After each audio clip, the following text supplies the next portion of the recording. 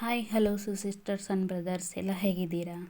ನಾನು ಸೂಪರಾಗಿದ್ದೀನಿ. ಹಾಗೆ ನಾನು ಸೂಪರಾಗಿದ್ದೀನಿ ಅಂತ ಯಾಕಪ್ಪ ಹೇಳ್ತಾ ಇದ್ದೀನಿ ಅಂತಂದರೆ, ನಾವು ಏನನ್ನ ಬಯಸ್ತೀವೋ ಅದೇ ಅಂತ ಸಿಗೋದು. ಸೊ ನಾನು ಚೆನ್ನಾಗಿಲ್ಲ, ನಾನು ಹಾಗಿದ್ದೀನಿ ಹೀಗಿದ್ದೀನಿ ಅಂತ ಹೇಳ್ತಾ ಇದ್ದರೆ ಅದು ಹಾಗೇ ಇರುತ್ತೆ. ಹಾಗಾಗಿ ನಾವು ಏನು ಬಯಸ್ತೀವಿ ಅದು ಸಿಗುತ್ತೆ. ಹಾಗಾಗಿ ಇನ್ಮೇಲೆ ನಾನು ಕೂಡ ಒಳ್ಳೆಯದೇ ಬಯಸೋಣ ಅಂತ ಹೇಳ್ಬಿಟ್ಟು ಒಳ್ಳೇದನ್ನೇ ಹೇಳೋಣ, ಹಾಗೆ ಒಳ್ಳೇದನ್ನೇ ಬಯಸೋಣ ಅಂತ ಹೇಳ್ತಾ ಇದ್ದೀನಿ. ಹಾಗೆ ಇದು ನಮ್ಮ ಮಗಳದ್ದು ಕಾಲೇಜಲ್ಲಿ ಪೇರೆಂಟ್ಸ್ ಟೀಚರ್ಸ್ ಮೀಟಿಂಗ್ ಇತ್ತು. ಹಾಗಾಗಿ ಪರ್ಮಿಷನ್ ಹಾಕ್ಬಿಟ್ಟು ಆಫೀಸಲ್ಲಿ 1 ಅವರ್ ಅಂದ್ಕೊಂಡು ಬಂದೆ. ಬಟ್ 2 ಅವರ್ ಆಯಿತು. ಬಂದೆ, ಪರ್ಮಿಷನ್ ಹಾಕಿ ಕಾಲೇಜಿಗೆ ಬಂದು ಪೇರೆಂಟ್ಸ್ ಟೀಚರ್ಸ್ ಮೀಟಿಂಗ್ ಎಲ್ಲ ಮುಗೀತು. ನನ್ನ ಮಗಳು ಏನು ಆ ಥರ ಹೈಯರ್ ಸ್ಟೂಡೆಂಟ್ಸು ಅಲ್ಲ, ಹಾಗೆ ಲೋವರ್ ಸ್ಟೂಡೆಂಟು, ತೀರಾ ಫೇಲ್ ಆಗೋ ಸ್ಟೂಡೆಂಟ್ಸು ಅಲ್ಲ, ಆವ್ರೇಜ್ ಸ್ಟೂಡೆಂಟು. ಸೊ ಹೇಳಿದ್ರು ಎಲ್ಲನೂ.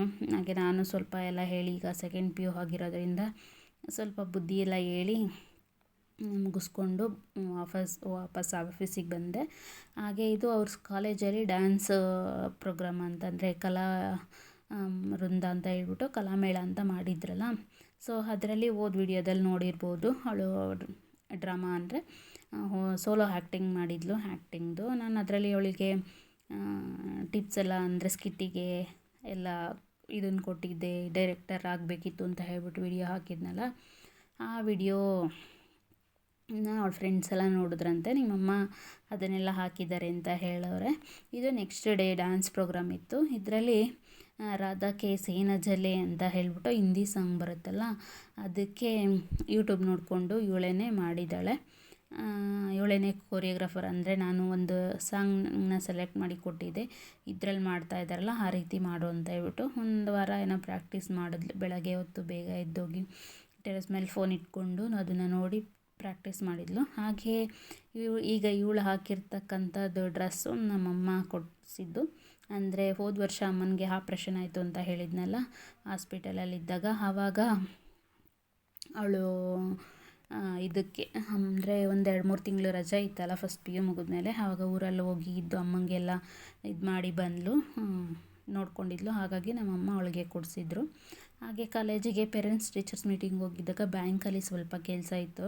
ಇಲ್ಲೇ ಕರ್ನಾಟಕ ಬ್ಯಾಂಕ್ ಇದೆ. ಸೊ ಹಾಗಾಗಿ ಅವಳಿಗೆ ಪರ್ಮಿಷನ್ ತೊಗೊಂಡು ನಾನು ಬ್ಯಾಂಕ್ ಹತ್ರ ಬಂದಿದ್ದೆ. ಪಾಸ್ಬುಕ್ ಎಂಟ್ರಿ ಮಾಡಿಸ್ಬೇಕಿತ್ತು. ಸೊ ಹಾಗಾಗಿ ಪಾಸ್ಬುಕ್ ಎಂಟ್ರಿ ಮಾಡಿಸ್ಬಿಟ್ಟು ಅವಳನ್ನ ಮತ್ತೆ ಕಾಲೇಜ್ ಹತ್ರ ಬಿಟ್ಬಿಟ್ಟು ನಾನು ಆಫೀಸಿಗೆ ಬಂದಿದ್ದು. ಸೊ ಹಾಗಾಗಿ ಅಲ್ಲೇ ಒಂದು ಕ್ಲಿಪ್ನ ತೊಗೊಂಡೆ. ಹಾಗೆ ಇದು ಕೆಟಲ್ನ ಬುಕ್ ಮಾಡಿದ್ದೆ.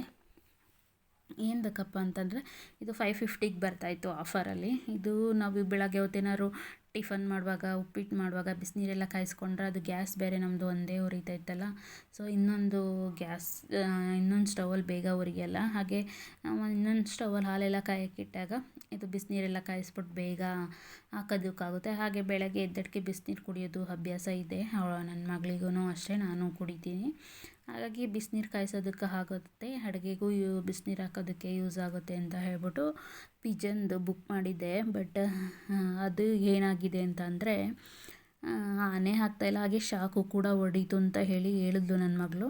ಆಮೇಲೆ ಬಂದು ನಾನೇ ಇನ್ನೊಂದು ಸಲ ಈ ಥರ ಎಲ್ಲ ಹಾಕಿ ಟೆಸ್ಟ್ ಮಾಡಿ ನೋಡಿದ್ರೆ ಆನೆ ಆಗ್ತಾಯಿಲ್ಲ, ಬಿಸಿ ನೀರು ಬರ್ತಾಯಿಲ್ಲ, ಹಾಗೆ ಶಾಕು ಕೂಡ ಹೊಡಿತಾ ಇದ್ದೆ.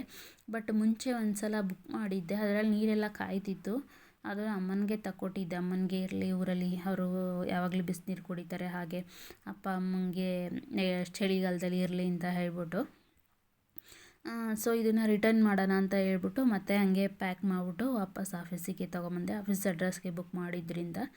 ಹಾಗೆ ಇದು ನಮ್ಮ ಮಗಳು ಕಾಲೇಜಲ್ಲಿ ಡ್ಯಾನ್ಸ್ ಪ್ರೋಗ್ರಾಮು. ಅಂದರೆ ಇದು ಗ್ರೂಪ್ ಡ್ಯಾನ್ಸು. ಅಂದರೆ ಒಂದೊಂದು ಹಿಟ್ ಸಾಂಗ್ಗಳಿರ್ತಾವಲ್ಲ, ಅಂದರೆ ವೈರಲ್ ಆಗಿರ್ತಾವಲ್ಲ, ಆ ಸಾಂಗ್ಗಳಿಗೆ ಚೆನ್ನಾಗಿರೋ ಹಿಟ್ ಸಾಂಗ್ಗಳಿಗೆ 1 ನಿಮಿಷದ ಸಾಂಗ್ನ ತೊಗೊಂಡು ಎಲ್ಲದರಲ್ಲೂ ಡ್ಯಾನ್ಸ್ ಮಾಡೋದು ಗ್ರೂಪ್ ಡ್ಯಾನ್ಸು. ಹಾಗೆ ಇದರಲ್ಲಿರೋರು ಒಂದೊಂದು ಸಾಂಗಲ್ಲಿ ಒಬ್ಬೊಬ್ಬರು ಎಕ್ಸಿಟ್ ಆಗೋದು, ಆ ರೀತಿ ಮಾಡ್ತಾಯಿದ್ದಾರೆ. ಹಾಗೆ ಇದಕ್ಕೆ ಎಲ್ಲರೂ ಬ್ಲ್ಯಾಕ್ ಜೀನ್ಸು ಮತ್ತು ಟೀ ಶರ್ಟು ಈ ಥರ ಸೇಮ್ ಕಲರು ಶರ್ಟ್ನ ತಗೊಂಡು ಹಾಕ್ಕೊಂಡಿದ್ದಾರೆ. ನೋಡ್ತಾ ಇರ್ಬೋದು ಡ್ಯಾನ್ಸು. ನಾನು ಆ ಸಾಂಗ್ ಹಾಕಿಲ್ಲ, ಏನಕ್ಕಪ್ಪ ಅಂತಂದರೆ ಕಾಪಿರೈಟ್ ಬರುತ್ತೆ ಅವ್ರು ಹಾಕಿರೋ ಸಾಂಗ್ಗಳಿಗೆ. ಹಾಗಾಗಿ ಮತ್ತು ಇವತ್ತು ನಿಮ್ಮ ಹತ್ರ ಇನ್ನೊಂದು ವಿಷಯದ ಬಗ್ಗೆ ನಾನು ಶೇರ್ ಮಾಡ್ಕೋಬೇಕು ಅಂತ ಅನ್ನಿಸ್ತು.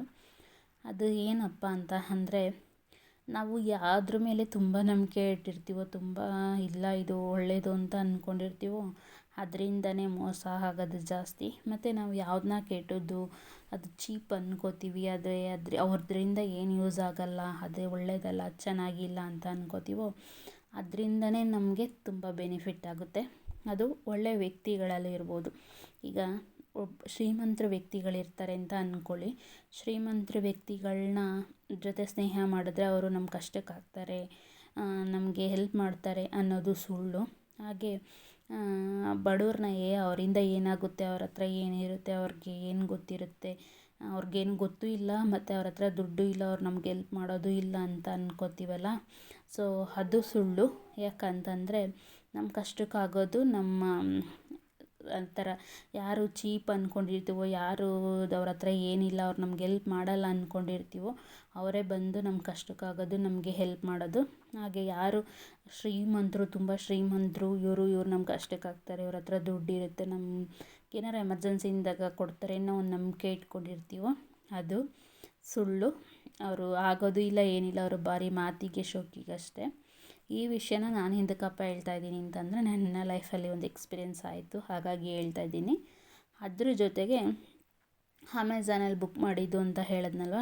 ಸೊ ಅಮೆಝಾನ್ ಅಂದರೆ ಅದು ದೊಡ್ಡ ಅಂದರೆ ಮಲ್ಟಿ ಕಂಪನಿ ಅಂತ, ಅಂದರೆ ಮಲ್ಟಿ ಸ್ಟೇಟೆಡ್ ಅಲ್ಲ, ಮಲ್ಟಿ ಕಂಟ್ರಿ ಅಂದರೆ ದೊಡ್ಡ ಇಡೀ ವರ್ಲ್ಡಲ್ಲೇ ಫೇಮಸ್ ಆಗಿರೋ ಕಂಪನಿ.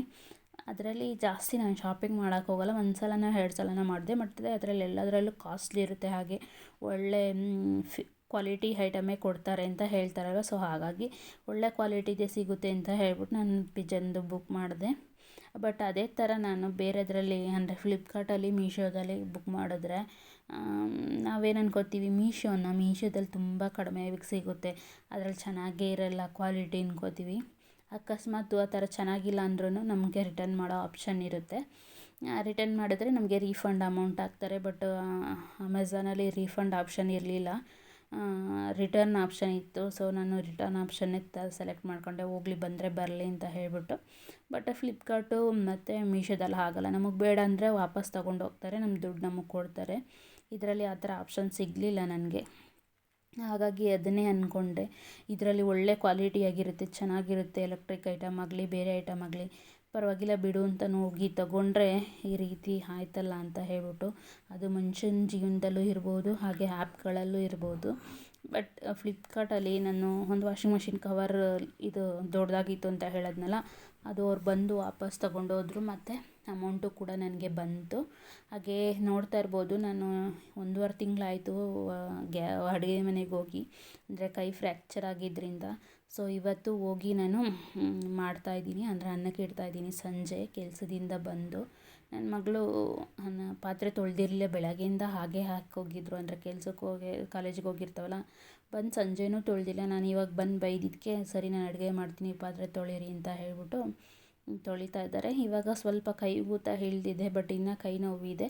ಬಟ್ ಅನ್ನಕ್ಕಿಕ್ಕದೆಲ್ಲ ಸ್ವಲ್ಪ ಕೈ ಸಪೋರ್ಟ್ ತಗೊಂಡು ಮಾಡ್ತೀನಿ, ಅಂದರೆ ತೀರಾ ತೂಕ ಎತ್ತಬಾರ್ದು, ಹಾಗೆ ಜೋರಾಗಿ ಪ್ರೆಸ್ ಮಾಡಿ ಎಳಿಬಾರ್ದು ಅಂತ ಹೇಳಿದ್ದಾರೆ ಡಾಕ್ಟರು.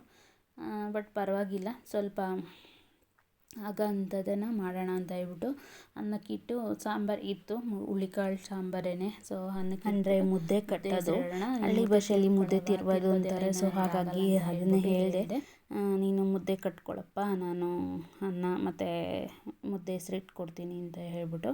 ಅಷ್ಟರಲ್ಲಿ ಅವಳು ಪಾತ್ರೆ ತೊಳ್ಕೊಂಡ್ಳು, ಹಾಗೆ ಅನ್ನ ಆಯಿತು. ಮತ್ತು ನನ್ನ ಚಿಕ್ಕ ಮಗಳೂ ಮೊಟ್ಟೆ ತೊಗೊಂಬಂದ್ಲು ಹೋಗಿ, ಮೊಟ್ಟೆ ಬುರ್ಜಿ ಮಾಡಿದೆ. ಬಟ್ ಅದು ವಿಡಿಯೋ ಮಾಡ್ಕೊಳ್ಳೋದನ್ನ ನಾನು ಮರೆತುಬಿಟ್ಟೆ. ಈರುಳ್ಳಿ ಎಲ್ಲ ಕಟರಲ್ಲಿ ಹಾಕಿ ನನ್ನ ಚಿಕ್ಕ ಮಗಳು ಕಟ್ ಮಾಡಿಕೊಟ್ಲು. ಅದು ಈರುಳ್ಳಿನೂ ಕೂಡ ಹಿಂಗೆ ಇಟ್ಕೊಂಡು ಕೈಯಲ್ಲಿ ಕಟ್ ಮಾಡೋದಕ್ಕೆ ಸುಳಿಯೋದಕ್ಕೆ ಆಗ್ತಾಯಿಲ್ಲ, ನೋವು ಇದೆ ಇನ್ನು.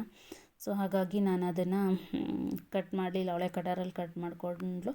ಸಿಂಪಲ್ಲಾಗಿ ಎಗ್ ಬುರ್ಜಿ ಮಾಡಿ ಮುದ್ದೆ ಬಸ್ಸಾರು ಅನ್ನ ಊಟ ಮಾಡಿ ಮಲ್ಕೊಂಡ್ವಿ. ಇದಾಗಿತ್ತು ಇವತ್ತಿನ ವಿಡಿಯೋ. ಯಾರೆಲ್ಲ ನಮ್ಮ ಚಾನಲ್ನ ಹೊಸ್ದಾಗಿ ನೋಡ್ತಾ ಇದ್ದೀರಾ, ಪ್ಲೀಸ್ ಸಬ್ಸ್ಕ್ರೈಬ್ ಮಾಡ್ಕೊಂಡು ನೋಡಿ. ವಿಡಿಯೋ ಇಷ್ಟ ಆಯಿತು ಅಂದರೆ ಲೈಕ್ ಮಾಡಿ, ಕಮೆಂಟ್ ಮಾಡಿ, ಶೇರ್ ಮಾಡಿ. Thank you for watching.